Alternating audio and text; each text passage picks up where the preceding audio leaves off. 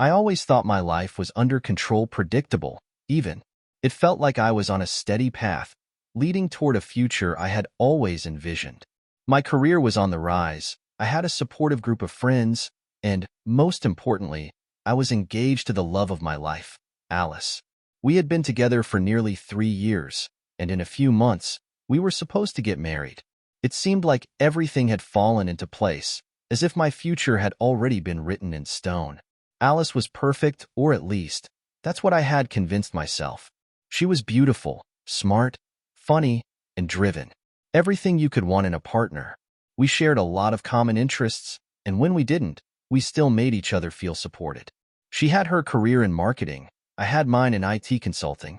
We were the couple everyone admired. I felt lucky, and I thought she did too. Then, everything started to change. It wasn't sudden. It started with small things, her coming home later than usual, vague explanations about meetings or yoga classes. I noticed her being more protective of her phone, turning it away from me during conversations, or placing it face down when she set it on the table. But I brushed it off. I trusted her completely. We were getting married soon. After all, what could go wrong? I still remember the day I first felt the chill of suspicion creep up my spine. It was an ordinary Tuesday afternoon. I had stepped out of the office for lunch and wandered into the cafe around the corner. As I waited for my coffee, I overheard a conversation from the table behind me. Two men, casually chatting. One of them mentioned a woman named Alice. It's a common name, I thought. Probably not my Alice. But as I listened further, something clicked in my brain. One of them described her, not just vaguely, but in detail. He talked about her blonde hair, the tiny scar on her hand. He even mentioned her favorite drink, a chai latte with almond milk. My Alice's favorite. Could it really be her? I wanted to stand up, turn around, and confront them right then and there. But something inside me stopped. What if I was wrong? What if it was just some wild coincidence? I left the cafe, my mind spinning. The idea that Alice could be involved with someone else was unthinkable. We were supposed to be planning our wedding, starting our life together. But that conversation planted a seed of doubt in my mind, and no matter how hard I tried to shake it off, it kept growing. When I got home that night, I watched Alice closely. She seemed normal. She smiled, kissed me, asked about my day, just like always. But now, I was seeing everything through a different lens.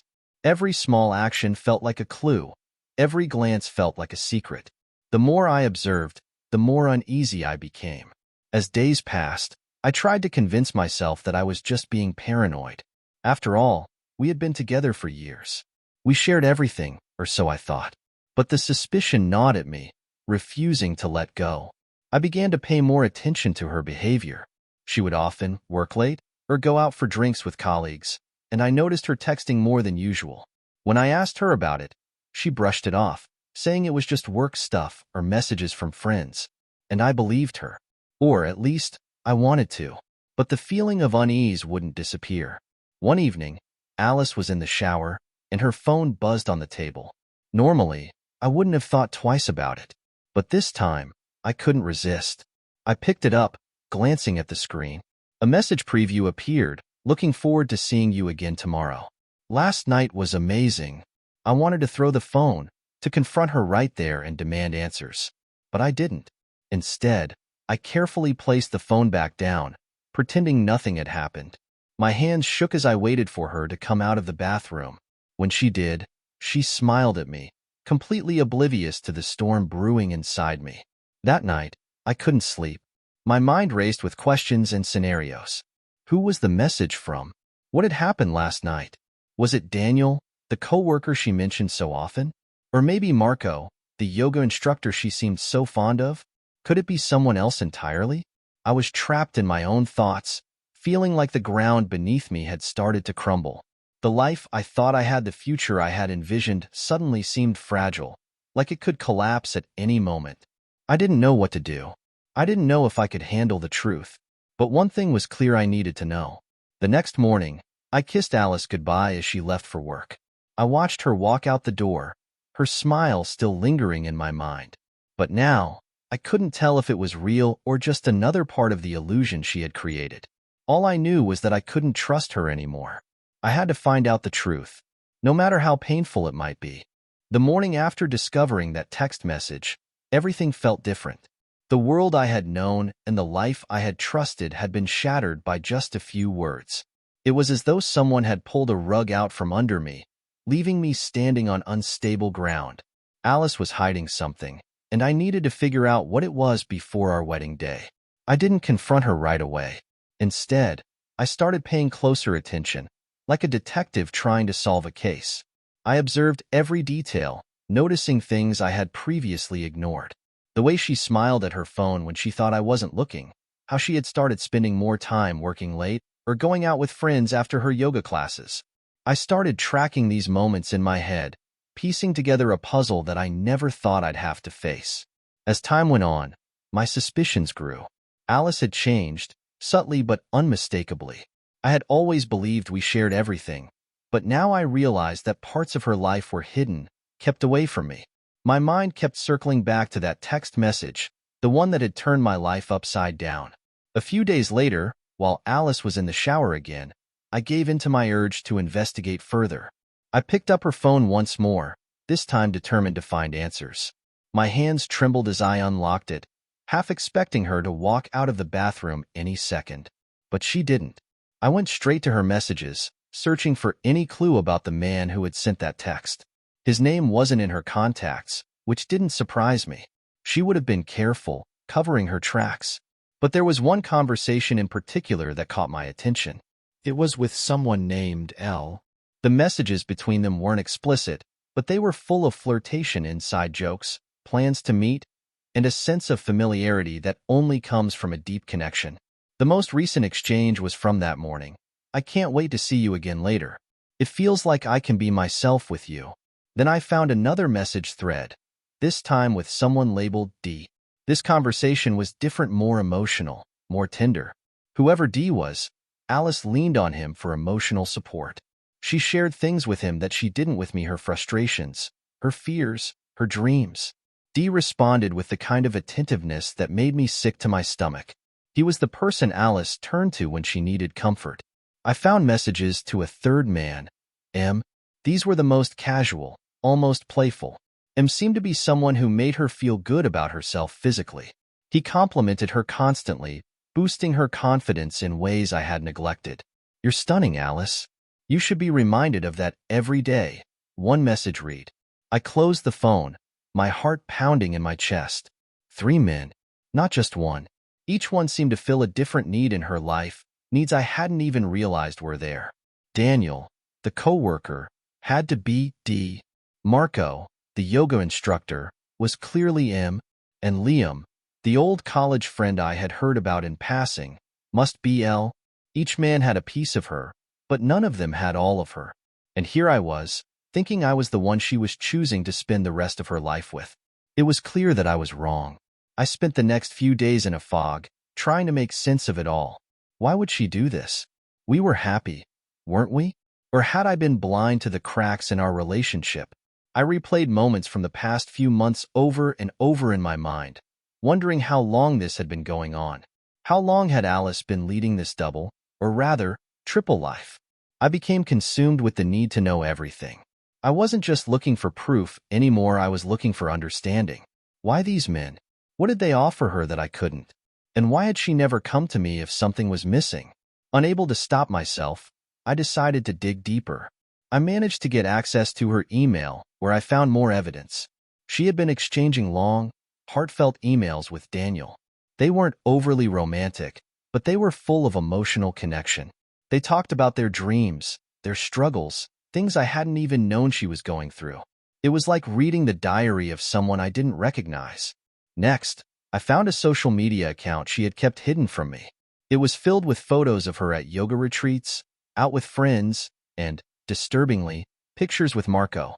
Nothing incriminating on the surface, but knowing what I knew now, I saw every glance, every smile as something more than just friendly. I felt like I was unraveling, slowly but surely. The more I discovered, the less I understood the woman I was about to marry. My emotions swung wildly between anger, heartbreak, and a strange, cold numbness. I still hadn't confronted Alice. I wanted to wait, to be absolutely sure of what I had uncovered before I blew everything up. But with each passing day, the tension inside me grew stronger, threatening to snap at any moment. It wasn't just about catching her in a lie anymore. It was about understanding why she had chosen to betray me. What was I missing? What had I done wrong?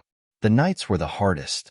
Lying beside her, pretending everything was normal, knowing full well that our relationship was built on a foundation of lies.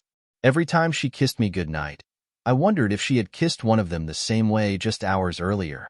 I couldn't keep it inside much longer. The need to confront her was building, like a wave ready to crash. But I wasn't ready yet. I needed to understand more, needed to figure out my next move. One thing was clear. My perfect illusion had been shattered, and I had no idea how to put the pieces back together. I hadn't confronted Alice yet. Instead, I became something I never thought I'd be, an observer in my own life. I watched her closely, noting every detail, every glance, every word. It was like I had stepped outside of myself, detached and analytical, collecting evidence like a detective piecing together a case. I had to be sure. I had to see the full picture before I made my move. The more I watched, the more obvious it became that Alice was living a lie. She played the role of the loving fiancée, perfectly smiling, planning wedding details, talking about our future. But now that I knew the truth, I could see the cracks beneath the surface. Her enthusiasm seemed forced, her affection hollow. There was always a flicker of something in her eyes, a distant look that told me her mind was somewhere else, probably with one of them. I needed to know more about the men in her life. What was it about Daniel, Marco, and Liam that made her split herself between them? So, I took my investigation further. I wasn't proud of it, but at this point, pride wasn't part of the equation. I had to understand. I started following her carefully, without her knowing. The first night I followed her, she told me she was going out for drinks with some work friends. Normally, I wouldn't have thought twice about it, but now, I knew better. I waited until she left, then got in my car and trailed her from a distance. She didn't go to the bar she had mentioned. Instead, she drove to a quiet restaurant on the other side of town. From the parking lot, I saw her meet Daniel, her coworker. They sat close together, talking quietly, laughing like they shared something special. There was nothing obviously inappropriate about their interaction, no touching, no kissing, but the intimacy was undeniable.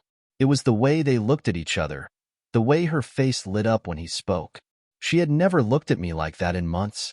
I stayed long enough to confirm what I needed. She wasn't with him just for emotional support, there was more. That night, I didn't sleep. My mind was racing with questions I couldn't answer. Who was this woman? How had I missed this side of her for so long? The next few days, I kept my distance, pretending everything was fine. Alice went about her routine, oblivious to the fact that I was unmasking the life she had hidden from me. I needed to know about Marco next. He was harder to track, but I knew he worked at the yoga studio Alice frequented. So, I showed up there one evening, claiming I was picking her up. I watched through the glass windows as Alice laughed and joked with him after class, lingering longer than necessary while the other students left. When she finally came out, Marco followed her to the car, and they stood there, talking closely for a few minutes. He touched her arm as he said goodbye, a touch that lingered just a little too long. I clenched the steering wheel so hard my knuckles turned white. I had my answer. Marco wasn't just a yoga instructor. He was someone who made her feel good, desirable in ways I apparently couldn't. The final piece of the puzzle came with Liam, her old friend from college.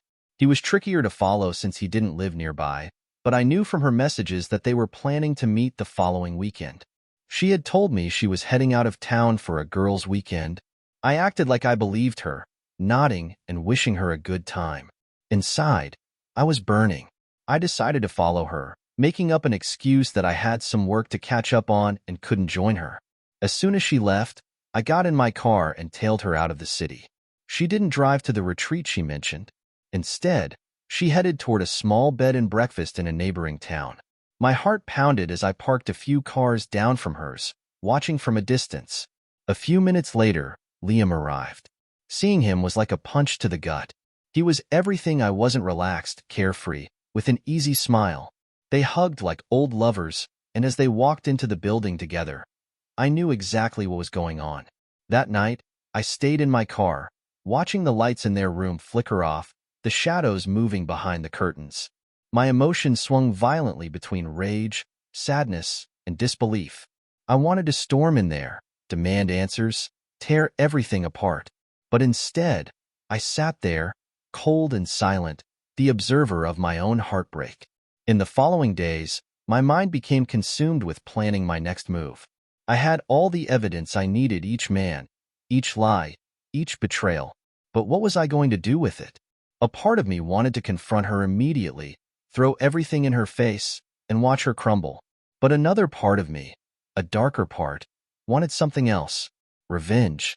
I started thinking about Emma. She had been a friend of mine for years, someone I had always admired but never pursued. She was beautiful, smart, and had a way of making me feel seen in a way Alice hadn't for months. I knew Emma was single, and she had hinted at being interested in me before, but I had always brushed it off because of my commitment to Alice. Now, everything was different. I reached out to Emma. We met for coffee under the guise of catching up, but it quickly became something more. The way she looked at me, the way she listened, everything about her felt like a breath of fresh air. It wasn't long before one thing led to another, and I found myself in her arms. That night, after being with Emma, I felt a strange mix of emotions: satisfaction, guilt, and something that resembled empowerment. For the first time since I discovered Alice's betrayals, I felt like I had taken control. I wasn't just the victim anymore. I was reclaiming my own life, even if it was through revenge. I didn't tell Alice about Emma, not yet. There was still more to uncover, more steps in my plan. I wasn't done observing. But now, I wasn't just watching her fall apart. I was watching myself rise from the ashes. The days leading up to the confrontation were the hardest. Every smile Alice gave me felt like a knife twisting deeper. Every conversation we had about the wedding plans seemed absurd, like we were playing roles in a play that neither of us believed in anymore. But Alice didn't know I was onto her. She had no idea that I had discovered her double life, her triple life. She had no idea that I had crossed the line, too. After my meet with Emma, things between Alice and me felt even more strained. I had done something I never thought I would do. I had cheated. I had crossed a boundary I once held sacred, all because I wanted to make her feel the betrayal she had inflicted on me. It should have made me feel powerful, like I had regained some control. But instead, I just felt empty. I knew I couldn't keep living like this. The time had come to confront Alice, to tear down the web of lies she had spun and expose everything for what it truly was. I decided that I wouldn't do it privately. No, she deserved to be confronted in front of the men she had deceived as well. I wanted her to face the consequences head-on, without an escape. So, I arranged it. I contacted Daniel, Marco, and Liam anonymously, pretending to be a friend of Alice's who was concerned about her well-being. I told each of them to meet me at the cafe where Alice and I first met, where our relationship had begun. I didn't tell them about each other. I wanted them to walk into the shock of realizing they weren't the only ones. It was a quiet Saturday afternoon when everything finally came crashing down. I arrived at the cafe first, my heart pounding as I sat in the same booth where Alice and I had once shared our first awkward date. It was hard to believe how far we had fallen from those innocent days. One by one, the men arrived. First, Daniel, looking confused but trusting that I was there to help. Then Marco, with a look of mild annoyance at being dragged into something mysterious. Finally, Liam, who seemed the most at ease, likely expecting a casual meetup. None of them knew what was coming. Then Alice walked in. I'll never forget the look on her face when she saw all of us sitting there. Her eyes widened, her face turned pale, and for a brief moment, I saw real fear in her expression. She knew, in that instant, that her secret was out. The men all turned to look at her, their confusion quickly morphing into realization. Alice, I said calmly, breaking the silence that had settled over the room like a thick fog. Why don't you explain what's going on? Her mouth opened and closed, but no words came out. I could see her struggling to find something to say, something to make this all go away, but there was nothing. The truth had finally caught up with her. You've been lying to all of us, I continued, my voice steady. Daniel, Marco, Liam, they all thought they were the only one. But now, they know the truth. So, Tell us, Alice. Why did you think it was okay to live 3 lives? The men sat there, stunned. Marco was the first to speak, his voice tinged with anger. What the hell, Alice? I thought you said you were working late because of your wedding planning. You didn't mention you had 2 other guys on the side. Daniel just stared at her, looking heartbroken. He had clearly been the emotional support, the one she turned to when she needed comfort. And now, his world was crumbling too. Liam, on the other hand, looked more disappointed than anything else. He had always seemed too relaxed about everything, but even he couldn't hide the hurt. Was any of it real, Alice? He asked quietly. Or was it just all part of your game? Alice tried to explain, stammering through excuses.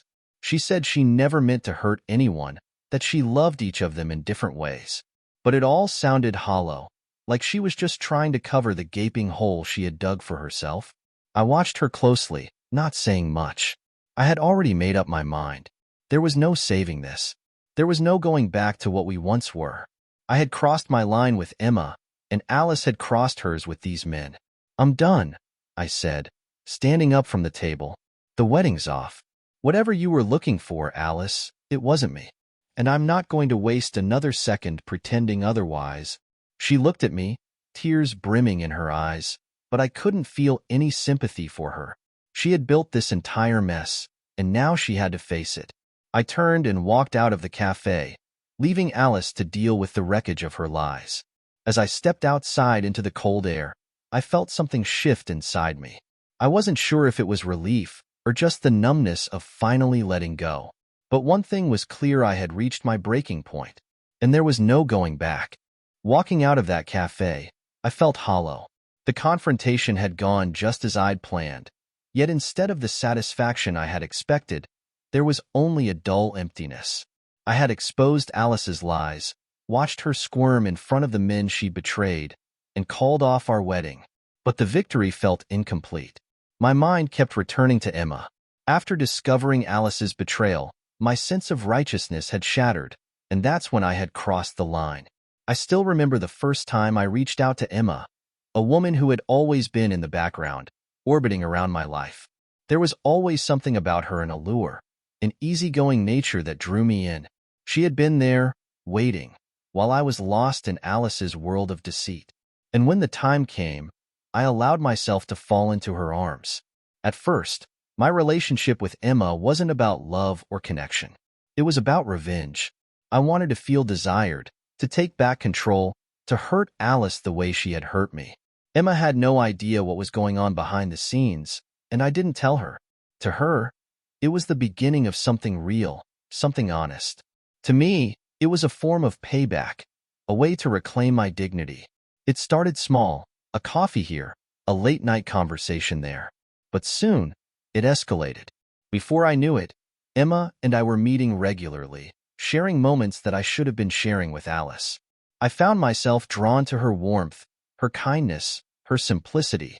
The more time I spent with her, the more I realized just how different she was from Alice. There was no pretense, no games. She didn't need to juggle multiple lives to feel complete. And for the first time in months, I began to feel like I wasn't suffocating under the weight of betrayal. One night, after Alice had gone to bed early, claiming exhaustion, I slipped out. Emma and I had agreed to meet at a bar downtown. Nothing fancy, just a quiet place where we could talk. I wasn't sure if I would tell her about Alice that night, but I knew I couldn't keep leading this double life for much longer. When I walked in, Emma was already there, waiting for me at a small table in the corner. She looked up, her face lighting up with a smile that instantly made me feel lighter. As I sat down across from her, I realized that what had started as revenge had become something more. I didn't just want to hurt Alice anymore. I wanted to be free of her. We talked for hours that night, about everything and nothing. She made me laugh in a way I hadn't laughed in months. But underneath the surface, guilt gnawed at me. Emma deserved better than to be part of my twisted form of retaliation. And as much as I wanted to keep escaping into her arms, I knew I had to come clean. Halfway through the night, Emma must have sensed something was off. She leaned forward, her eyes searching mine. Adam, what's going on? You've been different lately. I know you're going through a lot, but is there something you need to tell me? I took a deep breath, feeling the weight of the moment. There's something I need to tell you, Emma, about why we started seeing each other. She sat back, her expression shifting from concern to curiosity. Okay, go ahead. I didn't tell you the whole truth, I began. I was engaged. To Alice. Her eyes widened, but she didn't say anything, so I continued. I found out she was cheating on me, with multiple men. I don't even know how long it's been going on. And when I reached out to you, it wasn't because I was ready for something real. It was because I wanted revenge. I wanted to hurt her by being with someone else. Emma's face fell, and my heart sank as I watched her process my words. She looked away, her fingers fiddling with the edge of her glass. I couldn't blame her for being upset. I had used her, plain and simple. I'm sorry, I said, my voice barely above a whisper. I didn't mean to drag you into this mess. For what felt like an eternity, she didn't respond. When she finally spoke, her voice was calm, but there was an edge of hurt. I get it, Adam. I understand why you did it. But I thought there was something real between us. And now, I don't know. I didn't expect to feel this way about you, I admitted. It started as something else, but now? I care about you, Emma. I really do. She looked at me, her eyes softening just a little. I believe you, but I need to think about where we go from here. We left the bar that night on uncertain terms. I had been honest with her, but the damage was done. My need for revenge had cost me something real, something that could have been good. When I got home, Alice was asleep, oblivious to the storm brewing in my life. I lay down beside her, staring at the ceiling, wondering if I had gone too far. Revenge had tasted sweet at first, but now it left a bitter aftertaste. The night I returned home after coming clean to Emma, I knew things with Alice couldn't continue. The weight of the lies, the betrayal, and now my own infidelity had crushed any remaining hope for us. Lying beside Alice, I stared into the dark, knowing that tomorrow would be the end. The wedding plans, the future we'd talked about, it was all a sham. She had shattered us, and now I had too. It was time to let go. The next morning, I woke before Alice. I watched her sleep for a moment, wondering how we had gotten here. How could we have been so close to a life together, only for it to fall apart in the most unexpected ways? The woman lying next to me wasn't the one I had envisioned spending my life with. She wasn't my partner anymore, she was a stranger. I made up my mind. Today would be the day of reckoning. After getting ready for work, I sat down at the kitchen table, waiting for her to wake up. I heard her footsteps on the stairs and the sound of the kettle boiling as she made her morning tea. She entered the kitchen, smiling at me like it was any other day. But today wasn't any other day. "Good morning," she said, her voice light and cheerful, as if nothing was wrong. She sat across from me, completely unaware of the storm about to hit her. "Alice," I said, my voice steady but firm, "we need to talk." Her smile faltered as she looked up from her tea. She knew something was coming but wasn't sure what. I saw a flicker of worry in her eyes, and for a brief moment, I almost hesitated. But I pushed through. "I know," I said plainly. "I know about Daniel, Marco, and Liam."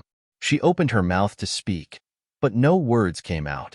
She just sat there, frozen, her tea forgotten. "I've known for a while now," I continued. "I didn't want to believe it at first, but it's all there. The messages, the late nights, the excuses. You've been lying to me for months, maybe longer. And the worst part is, I trusted you. I thought you were the one person who would never do this to me." Tears welled up in her eyes, but I felt no sympathy. She had made her choices, and now she had to face the consequences. "I'm sorry, Adam," she whispered, her voice cracking. "I didn't mean for this to happen. I was confused." "You don't get to explain it away, Alice," I said, cutting her off. "You didn't just make a mistake. You made choices over and over again. You chose to lie, to betray me, to be with them. And you did it while we were planning our future together." She wiped at her tears, trying to compose herself. "I never wanted to hurt you," she said, her voice trembling. "I love you, Adam. I do." I laughed, but it was bitter and hollow. "Love? You don't hurt the people you love like this. You don't betray them for months and pretend everything is fine. Whatever this was, it wasn't love."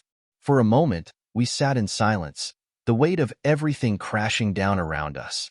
She tried to reach across the table for my hand, but I pulled away. "I've already made my decision," I said, my voice cold. "The wedding is off. There's nothing left for us here, Alice. You made sure of that." Her tears flowed freely now, and I could see the panic in her eyes.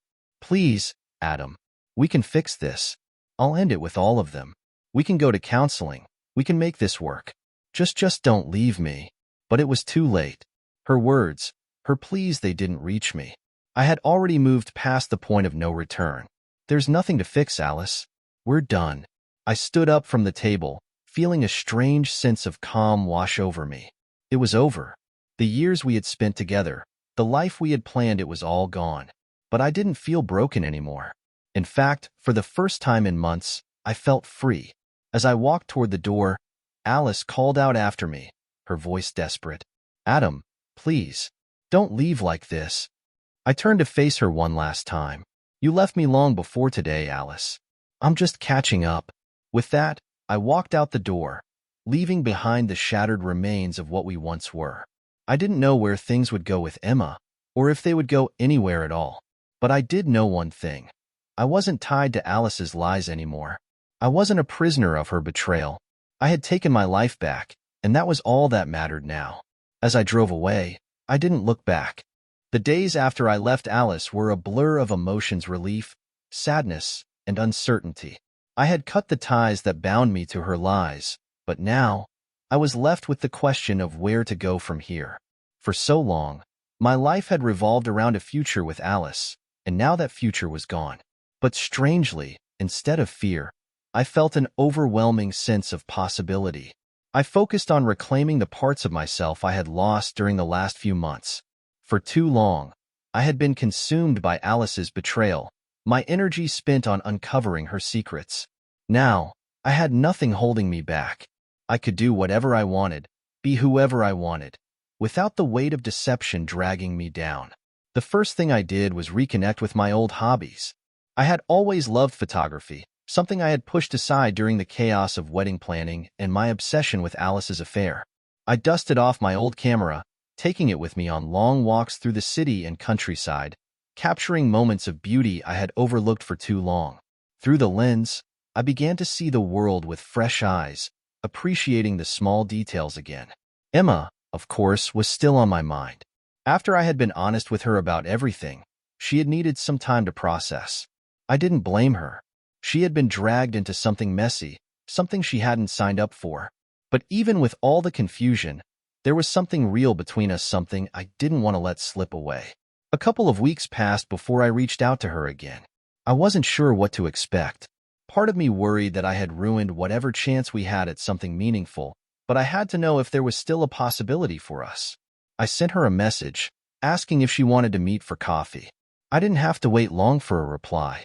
"I'd like that," she wrote.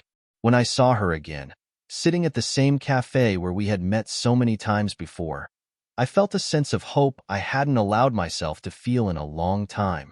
She looked up as I walked in, smiling softly. There was no anger, no resentment in her eyes, just understanding. "Hi," I said as I sat down, unsure of how to start. "I'm glad you came." "I wasn't sure I would," she admitted. "But I've been thinking, and I realized I can't hold it against you. You were going through something tough, and I get why you did what you did. I'm sorry for dragging you into all of it," I said, meaning every word. "You didn't deserve that." Emma nodded, her fingers playing with the edge of her cup.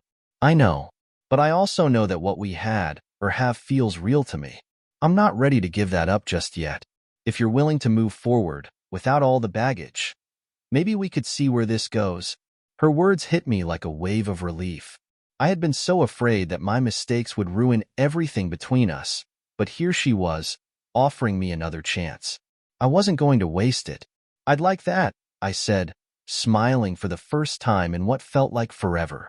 We spent the rest of the afternoon talking not about Alice or what had happened, but about the future, about possibilities. It felt like the beginning of something new, something that wasn't tainted by lies or betrayal. With Emma, I could be myself, without the weight of my past holding me back. In the weeks that followed, We started spending more time together. It wasn't rushed or forced, it was natural. For the first time in a long time, I felt like I was building something real, something honest. Emma brought out a side of me that I had forgotten, a side that had been buried under the wreckage of my failed relationship with Alice. One day, I found myself back at the same yoga studio where Alice had taken classes. I wasn't there for any reason tied to her. I was there for me. Yoga had always intrigued me, and I figured it would be a good way to start taking care of myself both physically and mentally. As I entered the studio, I realized how much my perspective had changed. The place that once reminded me of Alice's deceit now felt like a place where I could find peace. As the class ended and I rolled up my mat, I felt a sense of closure I hadn't expected. I had survived the storm of Alice's betrayal, and now I was on the other side, stronger and more aware of who I was. I didn't need revenge or bitterness anymore. I didn't need to dwell on the past. I had my life back, and I was ready to move forward. With Emma by my side and a renewed sense of purpose, I walked out of the studio into the bright sunlight. It was a new beginning, a fresh start that was truly mine. For the first time in a long time, I was free.